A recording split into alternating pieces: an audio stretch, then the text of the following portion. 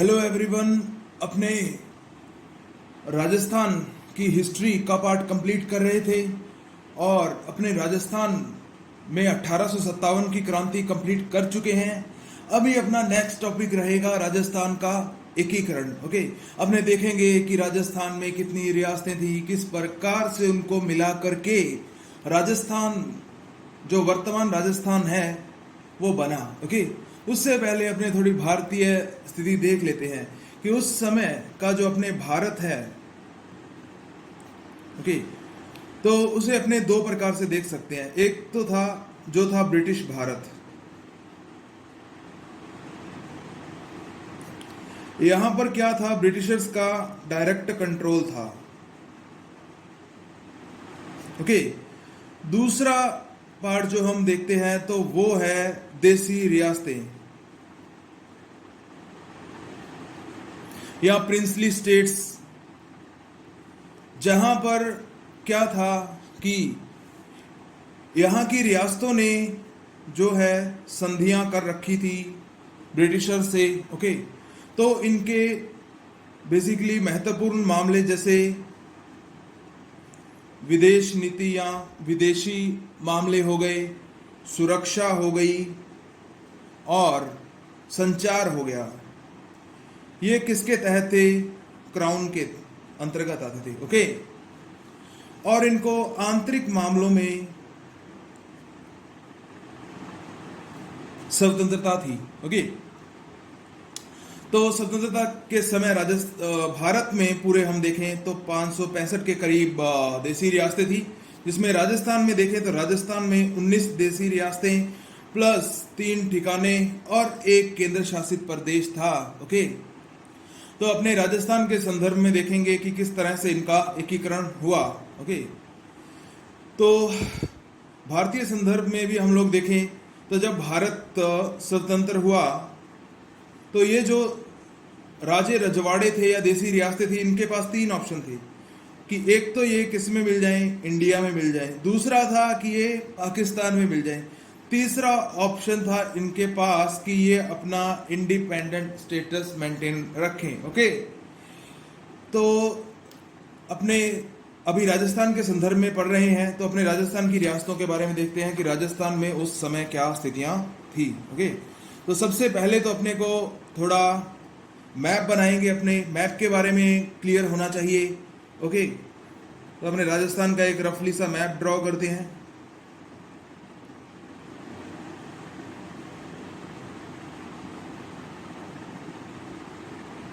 Okay, अभी अपने देखेंगे कि जो 19 रियासतें हैं उनके बारे में देखेंगे। सबसे पहले अपने इधर टिक मार्क कर देते हैं बीकानेर, जैसलमेर, जोधपुर, जयपुर, सिरोही, उदयपुर, फिर उसके बाद आपके डूंगरपुर, बांसवाड़ा, प्रतापगढ़, झालावाड़, शाहपुरा, कोटा, ओके, बूंदी और आपके किशनगढ़ और टोंक, करौली, धौलपुर, भरतपुर और अलवर। ओके, तो अभी अपने काउंटिंग कर लेते हैं। 1 2 3 4 5 6 7 8 9 10 11 12 13 14 15 16 17 18 और 19। तो आप देख लीजिए, अब अपने लोगों ने 19 जो देसी रियासतें थी उनको अपने थोड़ा मैप में देख लिया है। बीकानेर, जैसलमेर, जोधपुर, सिरोही, उदयपुर, डूंगरपुर, बांसवाड़ा, प्रतापगढ़, झालावाड़, शाहपुरा, कोटा, बूंदी और किशनगढ़, टोंक, करौली, धौलपुर, भरतपुर और अलवर और जयपुर। ओके, 19 तो रियासतें थी प्लस 3 ठिकाने थे। ओके, तो वो अपने देखते हैं। बांसवाड़ा में था यहाँ पर कुशलगढ़। ओके, अलवर में था नीमराणा। ओके, और एक जयपुर में था लावा। ओके, और एक जो था वो था केंद्र शासित प्रदेश, जो था राजस्थान में अजमेर मेरवाड़ा, यानी एक केंद्र शासित जो प्रदेश था वो था अजमेर मेरवाड़ा। ओके, तो अपने को अभी थोड़ा लोकेशन क्लियर हो चुका है, तो अभी अपने थोड़ा देख लेते हैं कि जो 19 रियासतें थी उनका जो एकीकरण हुआ। ओके, एकीकरण कितने चरणों में कंप्लीट हुआ, तो उसमें अपने को 7 चरण लगे थे, यानी 7 चरणों में राजस्थान का एकीकरण कंप्लीट हो गया। अभी अपने थोड़ा मैप में समझ लेते हैं, फिर अपने दोबारा से इसे लिखेंगे। ओके, सबसे पहले जो पहला चरण यानी मत्स्य संघ बना था, पहला चरण, तो उसमें कौन कौन सी रियासतें थी, तो उसमें आपको सिंपली ध्यान रखना है, उसमें 4 रियासतें थी। ओके, तो ये वाली 4 रियासतें, अलवर, भरतपुर, धौलपुर और करौली। ओके, तो ये 4 रियासतें थी। इनके साथ साथ क्योंकि अलवर में नीम राणा ठिकाना भी था, तो ठिकाना भी अपने आप आ गया। ओके, तो ये अपना पहला चरण हो गया। दूसरे चरण में कुछ नहीं करना, इस जयपुर को छोड़ देना है, बाकी जो भी अपने टिक किए हैं, ओके, यहाँ पर उदयपुर को छोड़कर, तो ये जो सारा पार्ट था ये एकीकरण का कौन सा चरण था, द्वितीय चरण था, जिसमें आपके किशनगढ़, टोंक, बूंदी, कोटा, शाहपुरा, झालावाड़, प्रतापगढ़, बांसवाड़ा और डूंगरपुर आ गया। ओके, और इसके साथ साथ कुशलगढ़ ठिकाना भी आ गया। ओके, तो ये आपके दूसरा चरण था। तीसरे चरण में क्या किया गया, जो तीसरा चरण था आपका, तीसरे चरण में जो दूसरा चरण था उसमें उदयपुर को जोड़ दिया गया। तो ये आपका तीसरा चरण कंप्लीट हो गया इन दोनों को मिलाकर। आई थिंक आप समझ गए होंगे अच्छे से। ओके, अब हम बात करते हैं चौथे चरण की। तो चौथे चरण में क्या हुआ, राजस्थान की ये 4 बड़ी रियासतें, बीकानेर, जोधपुर, जयपुर, बीकानेर, जोधपुर, जयपुर और जैसलमेर, ये चारों भी शामिल हो गई थी। ओके, तो चौथे चरण में क्या हुआ कि ये जो तीसरा चरण बना था दूसरे चरण में उदयपुर जोड़कर, तो तीसरे चरण में ये चारों रियासतों को भी शामिल कर लिया गया। तो इस तरह अपना चौथा चरण कंप्लीट हुआ। तीसरे चरण में ये 4 बड़ी रियासतों को शामिल कर लिया गया। ओके, इसके बाद हम देखते हैं पांचवा पार्ट। पांचवें पार्ट में कुछ नहीं किया गया, सिंपली याद रखना है कि चौथे पार्ट में जो पहला पार्ट है उसको जोड़ दिया गया, यानी किसको, पहले पार्ट को, यानी मत्स्य संघ को चौथे पार्ट में ऐड कर दिया गया, पांचवा पार्ट। ओके, उसके बाद हम लोग देखते हैं छठे में।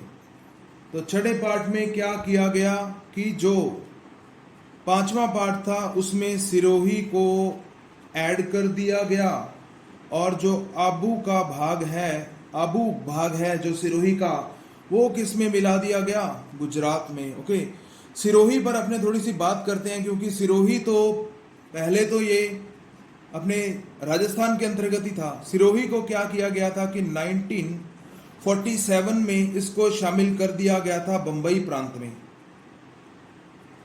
ओके, उसके बाद जब राजस्थान का एकीकरण हो रहा था 1950 में, सिरोही के एक भाग सहित जो आबू प्रदेश है वो किसमें शामिल कर दिया गया, गुजरात में। ओके, लेकिन राज्य पुनर्गठन आयोग की सिफारिश और राजस्थान के विरोध के बाद जो सिरोही है उसे पुनः राजस्थान में मिलाया गया, लेकिन आबू जो किसमें शामिल कर दिया था, गुजरात में। ओके, अभी हम देखेंगे 7वें चरण में फिर से आबू को भी राजस्थान में शामिल करवाया जाता है।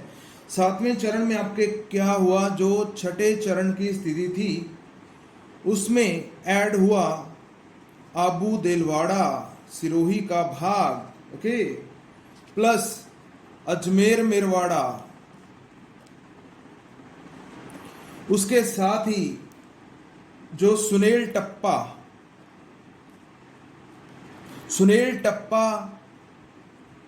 एमपी के मंदसौर जो जिले का भाग था उसको राजस्थान में मिलाया गया। ओके, और राजस्थान से जो सिरोंज क्षेत्र है झालावाड़ का, इसको एमपी में शामिल किया गया।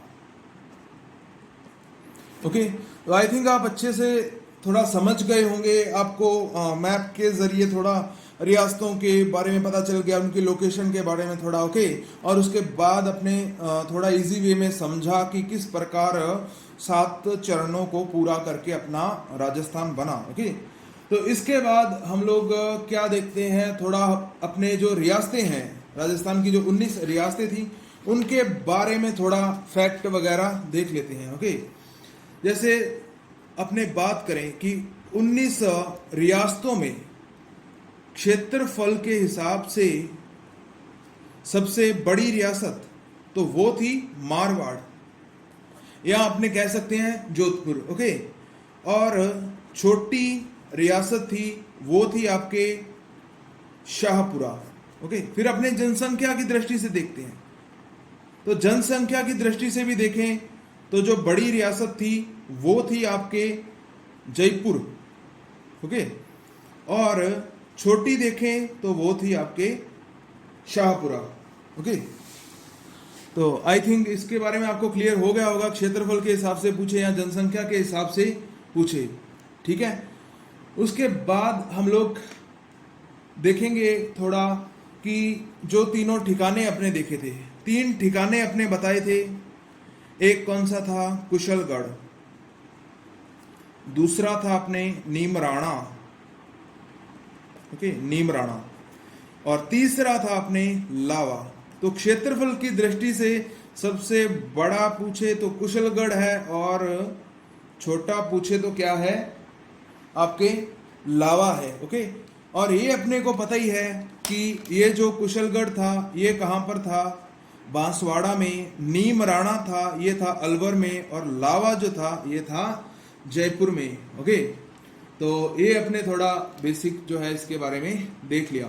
उसके बाद अपने थोड़ा और देखते हैं कि राजस्थान के बनने से पहले जो अलग अलग रियासतों के महाराणा थे, तो उन्होंने प्रयास किया था कि जो राजस्थान के अलग अलग भागों को मिलाकर कोई प्रदेश बना लिया जाए। जैसे मेवाड़ के महाराणा भूपाल सिंह जी ने प्रयास किया था कि राजस्थान, गुजरात और मालवा को मिलाकर क्या बना लिया जाए, राजस्थान यूनियन बना लिया जाए, ओके। राजस्थान यूनियन बना लिया जाए, ये किसका विचार था, मेवाड़ के महाराणा भूपाल सिंह का, ओके। उसके बाद डूंगरपुर महारावल लक्ष्मण सिंह, ये जो संघ बनाना चाहते थे, ये बनाना चाहते थे बागड़ संघ, ओके। उसके बाद कोटा महारावल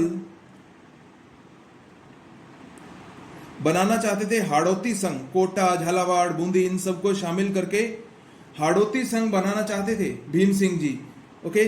और जयपुर महाराजा ये राजपूताना संघ बनाना चाहते थे। इसके बारे में अपने को थोड़ा देख लेना है कि मेवाड़ के महाराणा भूपाल सिंह जो है वो राजस्थान, गुजरात और मालवा को मिलाकर राजस्थान यूनियन बनाना चाहते थे। डूंगरपुर महारावल लक्ष्मण सिंह बागड़ संघ बनाना चाहते थे, और कोटा महारावल हाड़ौती संघ बनाना चाहते थे, ओके। तो इसके बारे में आपको थोड़ा देख लेना है, ओके। उसके बाद हम लोग देखें रियासतों के बारे में। तो राजस्थान में एकीकरण से पहले जोधपुर प्लस टोंक 2 ऐसी रियासतें थी जो पाकिस्तान में मिलना चाहती थी, ओके। जोधपुर और टोंक। जोधपुर के शासक थे हनुवंत सिंह। ये दिल्ली में गए थे जिन्ना से मिलने, लेकिन वीपी मेनन जो कि रियासती विभाग के सचिव थे, ये इन्हें वायसराय भवन ले गए माउंटबेटन के पास, ओके। और बाद में इनसे जो है विलय पत्र पर हस्ताक्षर करवा लिए गए। वहीं पर ही हनुवंत सिंह जी ने जो वीपी मेनन है इन पर जो है वो पेन पिस्टल तान दी थी और कहा था कि मैं किसी के भी दबाव में आने वाला नहीं हूं, दबाव में आने वाला नहीं। ओके, तो ये थोड़ा सा आपको ध्यान में रखना है। उसके बाद हम लोग देखें तो रियासतों को एक करने के लिए रियासती विभाग की स्थापना का भी क्वेश्चन पूछा हुआ है, तो इसके बारे में भी अपने को पता होना चाहिए कि रियासती विभाग की स्थापना कब की गई। रियासती विभाग की जो स्थापना है वो की गई थी आपके 5 जुलाई 1947 को। ओके, और इसके अध्यक्ष बनाया गया था सरदार पटेल को, और जो इसके सचिव थे वो थे वीपी मेनन। ओके, तो ये आपको थोड़ा ध्यान में रखना है। तो रियासतों को भारत संघ में सम्मिलित करने के लिए ये प्रोसीजर था कि उनको विलय पत्र पर हस्ताक्षर करने होते थे। तो राजस्थान में जो विलय पत्र पर सबसे पहले हस्ताक्षर करने वाले थे, विलय पत्र पर सबसे पहले हस्ताक्षर करने वाले थे, वो थे आपके बीकानेर के महाराजा थे शार्दुल सिंह। ओके, बीकानेर के थे शार्दुल सिंह। और जो सबसे अंतिम हस्ताक्षर करने वाले थे उनका नाम था धौलपुर के उदयभान सिंह। ओके, धौलपुर के उदयभान सिंह। और इसी क्रम में आपको एक बात का ध्यान रखना है कि बांसवाड़ा के शासक थे चंद्रवीर सिंह। इन्होंने जब विलय पत्र पर हस्ताक्षर किए तो इन्होंने कहा था कि मैं अपने डेथ वारंट पर हस्ताक्षर कर रहा हूं। ओके, तो ये आपको थोड़ा ध्यान में होना चाहिए कि सबसे पहले विलय पत्र पर हस्ताक्षर किसने किए थे? बीकानेर के शार्दुल सिंह ने। अंतिम जो थे वो धौलपुर के उदयभान सिंह थे। और बांसवाड़ा के चंद्रवीर सिंह ने कहा था कि मैं अपने डेथ वारंट पर हस्ताक्षर कर रहा हूं। ओके, तो ये थोड़ी बातें आपको ध्यान में होनी चाहिए। ओके, उसके बाद हम लोग देखें कि राजस्थान में एकमात्र मुस्लिम रियासत जो थी वो थी टोंक, और 2 जाट रियासतें थी, भरतपुरा व धौलपुर। ओके, तो ये आपको थोड़ा थोड़ा ध्यान में होना चाहिए। अभी अपने देखेंगे कि राजस्थान में जो एकीकरण के चरण जो संपन्न हुए, जो 7 चरण संपन्न हुए थे, उनके बारे में अपने थोड़ा थोड़ा मैप से देखा था। तो अभी अपने थोड़ा उनके बारे में डेट्स का क्रम देखेंगे कि किस किस डेट को कौन सा चरण बना, उनके थोड़ा अपने नाम देखेंगे। तो जो पहला चरण बना था वो बना था आपके 18 मार्च 1948 को। ओके, और जो पहले चरण का नाम है उसका नाम है मत्स्य संघ। तो इसमें क्या इंपॉर्टेंट है? एक तो आपको नाम ध्यान रखना है, दूसरा आपको डेट ध्यान रखना है। ओके, इसके बाद सेकंड था 25 मार्च 1948। ओके, ये मत्स्य के बाद था राजस्थान संघ। इसमें कई बार थोड़ा नाम में कंफ्यूजन आ जाता है, तो आपको राजस्थान यूनियन। ओके, तो ये भी आपको थोड़ा नाम ध्यान में होना चाहिए। और तीसरा जो अपना चरण आ जाता है वो संपन्न हुआ था 18 अप्रैल 1948 को। ओके, और इसको बोलते हैं अपन संयुक्त राजस्थान। ओके, यानी इसमें भी अपने को नाम ध्यान में रखना है, United states of Rajasthan, United state of Rajasthan. Okay, और जो चौथा चरण 30 मार्च 1949, इसका नाम है वृहत राजस्थान।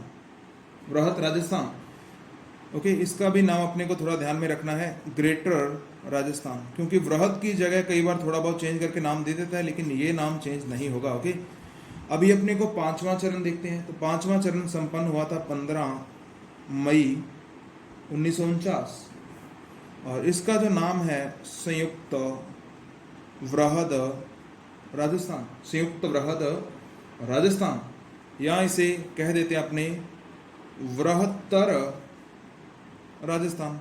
ओके, तो इसमें भी नाम में थोड़ा कंफ्यूजन हो जाए तो इसमें भी अपने को ध्यान रखना है। इसका नाम जो था वो था United states of greater Rajasthan, United state of greater Rajasthan, United states of greater Rajasthan. Okay, अभी अपने देखते हैं छठे चरण के बारे में। तो छठा चरण जो संपन्न हुआ था वो हुआ था 26 जनवरी 1950 को। ओके, 26 जनवरी 1950 को संपन्न हुआ था। तो इसका नाम था राजस्थान संघ। तो इसका भी आपको नाम याद रखना है, क्या था, यूनाइटेड स्टेट। ओके, ये आपको, इसमें आपको डेट भी इंपॉर्टेंट है, आपको डेट भी पूछ सकता है और क्या नाम था वो भी पूछ सकता है। और जो लास्ट जो 7वां चरण संपन्न हुआ वो हुआ था अपने 1 नवंबर 1956 को। ओके, तो ये अपना बन गया वर्तमान राजस्थान, या अपने लिख सकते हैं इसमें री ऑर्गेनाइज्ड राजस्थान। ओके, तो ये अपने एकीकरण के 7 चरण थे, उनका नाम हो गया यहाँ पे और डेट हो गई। ओके, तो ये अपने को अच्छे से ध्यान में होना चाहिए। ओके, तो बाकी अपने मैप बना ही लिया था इसका अच्छे से, ठीक है। तो मैप से अपने समझ ही लिया था इसे। ये देखिए, ये जो पहला चरण बना था 18 मार्च 1948 को, मत्स्य संघ, तो ये अपने मैप में ऐड किया था ना। ये जो पूर्वी क्षेत्र आ जाता है, इसमें कौन सा था, अलवर, भरतपुर, करौली, धौलपुर, यानी ABCD आप ऐसे भी याद रख सकते हो। उसके बाद जो दूसरा चरण बना उसका नाम क्या है, दूसरे चरण का नाम है राजस्थान संघ, यानी राजस्थान यूनियन। तो दूसरे चरण में जो शामिल किए गए थे, अपने देखा था ऊपर अकेले जयपुर को छोड़ देना है, इधर उदयपुर को छोड़कर बाकी ये जो सारा दक्षिण पूर्वी भाग आ गया, इसमें जितनी भी रियासतें हैं ये जाएंगी दूसरे चरण में, यानी राजस्थान संघ में। फिर उसके बाद तीसरा चरण जो संपन्न हुआ 18 अप्रैल 1948 को, संयुक्त Rajasthan, United states of Rajasthan. Okay, तो तीसरे चरण में क्या किया था, आपने देखा था कि दूसरे चरण में उदयपुर को शामिल करके तीसरा चरण बन गया था। उसके बाद चौथा चरण आता है। चौथे चरण में कब संपन्न हुआ, 30 मार्च 1949 को, वृहद राजस्थान। तो वृहद राजस्थान में अपने देखेंगे, यानी कौन सा चरण, जो चौथा चरण था। चौथे चरण में क्या हुआ था, तीसरे चरण में जो है